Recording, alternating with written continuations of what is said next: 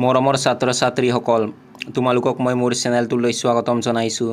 আজি মই ক্লাছ 7ৰ সমাজ বিজ্ঞান পাঠ্যপুথিৰ পাঠ 1 ভূপৃষ্ঠত সময় গণনা পাঠটোৰ অনুশীলনীৰ প্ৰশ্নসমূহৰ উত্তৰসমূহ আলোচনা কৰিম। গতিকে তোমালোকে ভিডিঅ'টো প্ৰথমৰ পৰা শেষলৈকে চাবা। অনুশীলনীৰ 1 নম্বৰত দিয়া আছে চমু উত্তৰ দিয়া। ক নম্বৰ প্ৰশ্নটো হৈছে দ্ৰাঘিমা ৰেখাৰ সৰ্বমুঠ সংখ্যা কিমান? তোমালোকে উত্তৰত লিখিবা দ্ৰাঘিমা ৰেখাৰ সৰ্বমুঠ সংখ্যা হৈছে 360 ডাল। খ নম্বৰ প্ৰশ্নটো হৈছে ভাৰতীয় মান সময়ৰ দ্ৰাঘিমাংশ কিমান? তোমালোকে উত্তৰত লিখিবা ভাৰতীয় মান সময়ৰ দ্ৰাঘিমাংশ হ'ল 82 ডিগ্ৰী 30 মিনিট পূব দ্ৰাঘিমাংশ।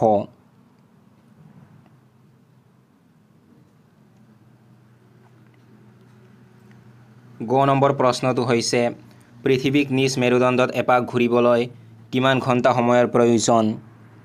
তোমালোকে উত্তৰত লিখিবা পৃথিৱীক নিজ মেৰুদণ্ডত এপাক ঘূৰিবলৈ 24 ঘণ্টা সময়ৰ প্ৰয়োজন।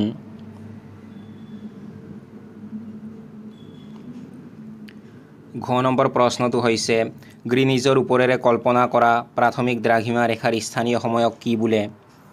তোমালোকে উত্তৰত লিখিবা গ্ৰীনিজৰ ওপৰেৰে কল্পনা কৰা প্ৰাথমিক দ্ৰাঘিমা ৰেখাৰ স্থানীয় সময়ক গ্ৰীনিজ মান সময় বোলে।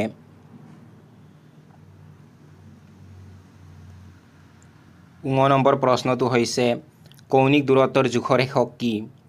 তোমালোকে উত্তৰত লিখিবা কৌণিক দূৰত্বৰ জোখৰ একক হ'ল ডিগ্ৰী।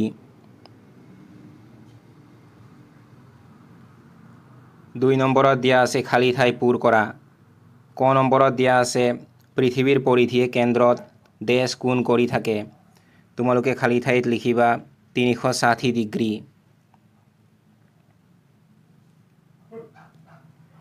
খ নম্বৰত দিয়া আছে দ্ৰাঘিমা ৰেখাৰ মান বা জোখক ডেছ বোলে। তোমালোকে খালী ঠাইত লিখিবা দ্ৰাঘিমাংশ।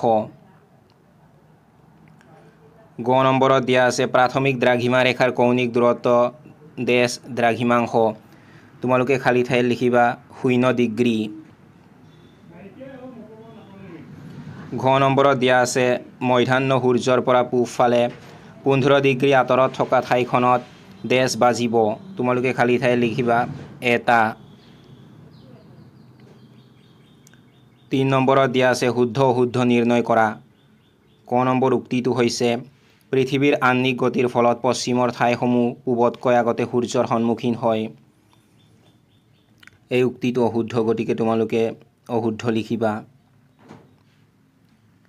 খ নম্বৰ উক্তিটো হৈছে ভ্ৰমণকাৰীয়ে পূব দিশৰ পৰা 180 ডিগ্ৰী অতিক্ৰম কৰাৰ সময়ত একদিন যোগ দি ল'ব লাগে। এই উক্তিটো অশুদ্ধ, গতিকে তোমালোকে উত্তৰত অশুদ্ধ লিখিবা। গ নম্বৰ উক্তিটো হৈছে কোনো এখন ঠাইত নিশা 12 বাজিলে ঠাইখনত এটা দিন শেষ হয় আৰু অন্য এটা দিন আৰম্ভ হয়। এই উক্তিটো শুদ্ধ, গতিকে তোমালোকে উত্তৰত শুদ্ধ লিখিবা। ঘ নম্বৰ উক্তিটো হৈছে 180 ডিগ্ৰী দ্ৰাঘিমাংশত সময়ৰ ব্যৱধান 12 ঘণ্টা। এই উক্তিটো শুদ্ধ, গতিকে তোমালোকে উত্তৰত শুদ্ধ লিখিবা।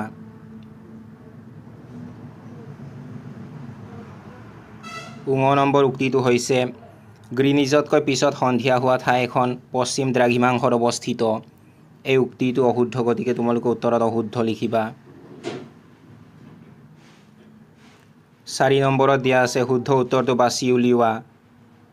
ক নম্বৰত দিয়া আছে ভ্ৰমণকাৰীয়ে গ্ৰীনিজৰ মান সময় অনুসাৰে গ্ৰীনিজৰ পশ্চিমে গ'লে সময় লাভ লোকচান হোৱা বুলি অনুভৱ কৰে। এই উক্তিটো শুদ্ধ উত্তৰটো বাছি উলিয়াই লিখিলে হ'ব। তোমালোকে উত্তৰত লিখিবা ভ্ৰমণকাৰীয়ে গ্ৰীনিজৰ মান সময় অনুসাৰে গ্ৰীনিজৰ পশ্চিমে গ'লে সময় লাভ হোৱা বুলি অনুভৱ কৰে। খ নম্বৰত দিয়া আছে গ্ৰীনিজতকৈ মুম্বাইৰ আগতে সূৰ্যোদয় হয়, গতিকে মুম্বাই পূব পশ্চিম দ্ৰাঘিমাংশত অৱস্থিত। শুদ্ধ উত্তৰটো বাছি উলিয়াই লিখিলে হ'ব। তোমালোকে উত্তৰত লিখিবা গ্ৰীনিজতকৈ মুম্বাইৰ আগতে সূৰ্যোদয় হয়, গতিকে মুম্বাই পূব দ্ৰাঘিমাংশত অৱস্থিত।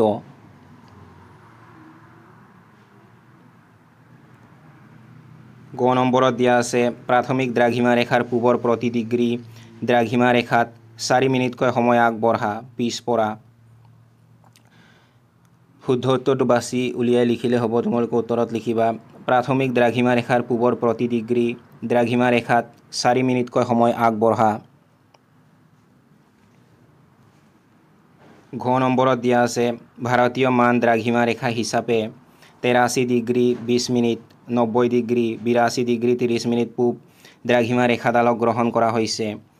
শুদ্ধ উত্তৰটো বাছি উলিয়াই লিখিলে হ'ব। তোমালোকে উত্তৰত লিখিবা ভাৰতীয় মান দ্ৰাঘিমা ৰেখা হিচাপে 82 ডিগ্ৰী 30 মিনিট পূব দ্ৰাঘিমা ৰেখাডালক গ্ৰহণ কৰা হৈছে। ঙ নম্বৰত দিয়া আছে আমি পিন্ধা সাধাৰণ হাত ঘড়ীবোৰ স্থানীয় সময় গ্ৰীনিছ মান সময় ভাৰতীয় মান সময়মতে চলে। শুদ্ধ উত্তৰটো বাছি উলিয়াই লিখিলে হ'ব। তোমালোকে উত্তৰত লিখিবা আমি পিন্ধা সাধাৰণ হাত ঘড়ীবোৰ ভাৰতীয় মান সময়মতে চলে। 5 নম্বৰত দিয়া আছে পাৰ্থক্য লিখা। ক নম্বৰত দিয়া আছে অক্ষৰেখা আৰু দ্ৰাঘিমা ৰেখা। তোমালোকে উত্তৰত লিখিবা অক্ষৰেখা বিষুৱ ৰেখাৰ সমান্তৰালভাৱে পূব পশ্চিমাকৈ কল্পনা কৰা হয়, আনহাতে দ্ৰাঘিমা ৰেখা মেৰু বিন্দু সংযোগ কৰি উত্তৰ দক্ষিণাকৈ কল্পনা কৰা হয়।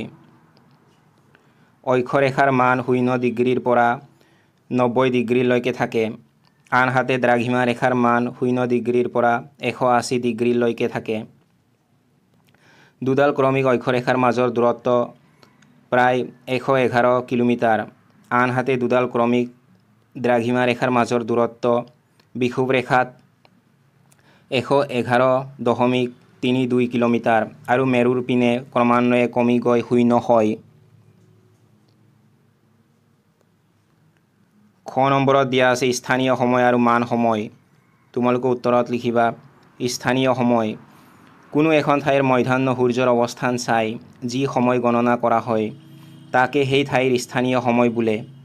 বেলেগ বেলেগ দ্ৰাঘিমা ৰেখাত অৱস্থিত ঠাইৰ স্থানীয় সময় বেলেগ বেলেগ হয়।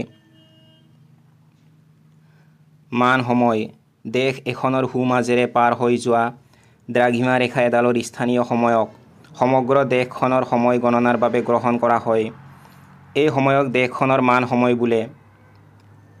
ইয়াৰ উদ্দেশ্য হৈছে দেশৰ ভিতৰত সময়ৰ পাৰ্থক্যৰ বাবে সৃষ্টি হোৱা অসুবিধা দূৰ কৰা।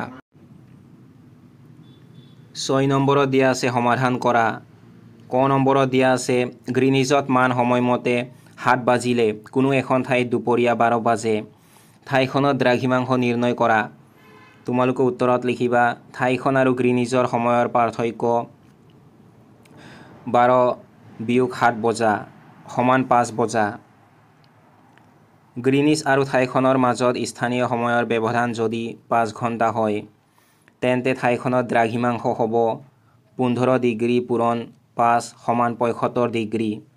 আকৌ যিহেতু ঠাইখনত গ্ৰীনিজতকৈ আগতে দুপৰীয়া হয় সেয়েহে ঠাইখন গ্ৰীনিজৰ পূবত অৱস্থিত। এতেকে ঠাইখনত দ্ৰাঘিমাংশ 75 ডিগ্ৰী পূব।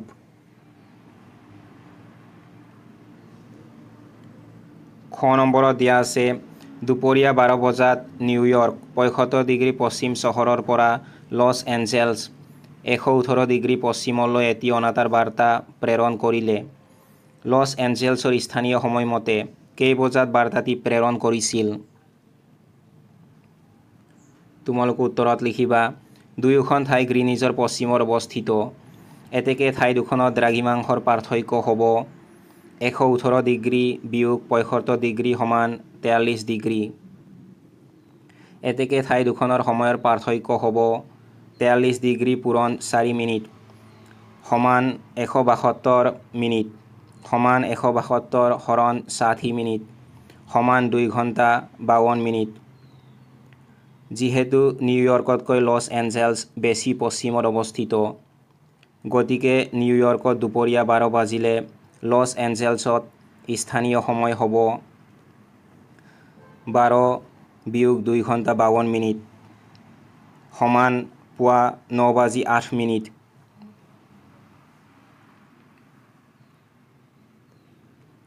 গ নম্বৰত দিয়া আছে নতুন দিল্লীৰ 77 ডিগ্ৰী পূব স্থানীয় সময়মতে দিনৰ 9 বজাত অনুষ্ঠিত হ'বলগীয়া খেলখন ধুবুৰী 90 ডিগ্ৰী পূব চহৰৰ স্থানীয় সময়মতে কেতিয়া অনুষ্ঠিত হ'ব? তোমালোকে উত্তৰত লিখিবা নতুন দিল্লী আৰু ধুবুৰীৰ দ্ৰাঘিমাংশৰ পাৰ্থক্য 90 ডিগ্ৰী বিয়োগ 77 ডিগ্ৰী সমান 13 ডিগ্ৰী। এতেকে ঠাই দুখনৰ স্থানীয় সময়ৰ পাৰ্থক্য হ'ব 13 ডিগ্ৰী পূৰণ 4 মিনিট সমান 52 মিনিট।